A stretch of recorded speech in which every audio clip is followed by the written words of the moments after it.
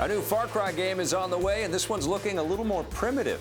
Ubisoft has announced Far Cry Primal, the new standalone game in the first-person shooter series. You won't be shooting any modern weapons, though. This one takes place in the Stone Age, when humans were still struggling to fight their way to the top of the food chain. You'll use prehistoric weapons to battle extinct creatures like the woolly mammoth and saber-toothed tiger, and rival tribes might try to take you on as well.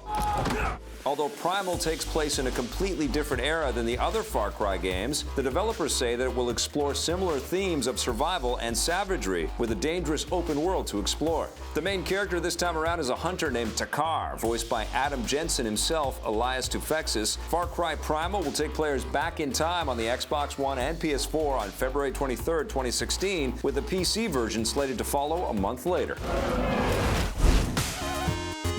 Far Cry game set in the Stone Age, kind of a big deal. That's why that's all we're talking about today. Here to help me discuss this is my pal Marissa Roberto. I was really hoping the main character would have been Fred Flintstone or something like that. You have a brilliant mind, and now I want to play that game. How do we make a Fred Flintstone Far Cry game? I know, maybe it'll just be like one of those DLC packs you can get.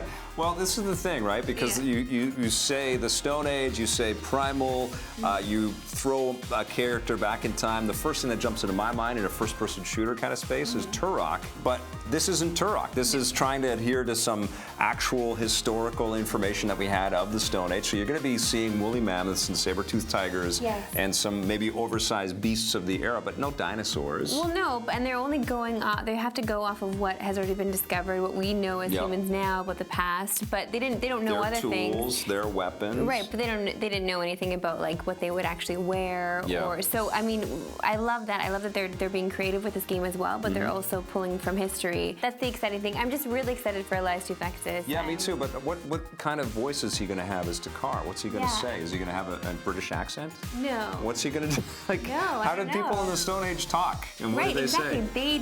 We don't know. Right. They must. Because in every Far Cry, like, they still speak English, right? Yeah. So I'm sure they're going to default back to English. Yeah. I'm sure. Yeah. It just makes it easier for the player, right? When you're jumping in and you're playing things. Yes. But a lot of it is because you are on your own. It will be internally as well. So maybe we won't hear a lot of his voice, but we'll hear a lot of grunting for sure. Yeah. And yeah, because curious to see who Troy Baker will be playing in this. Maybe he'll be playing a saber-toothed tiger or something. I'm just, it's hard. Like a blonde ponytail, It's hard not to kind of have some fun with this because it's obvious that Ubisoft is having fun with this. This is a franchise they are not afraid to take some pretty big risks with. There's never been a through line with the stories of the characters of Far Cry.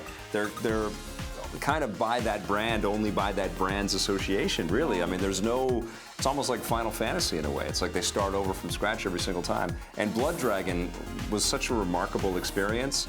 Far Cry 4 was great too. But I just love the risk-taking that's apparent here. All right, well, we've got to move on. We're taking a look at a new movie that's coming out this week from Guillermo del Toro. Here's a behind-the-scenes look at Crimson Peak. The Rundown is brought to you by EB Games.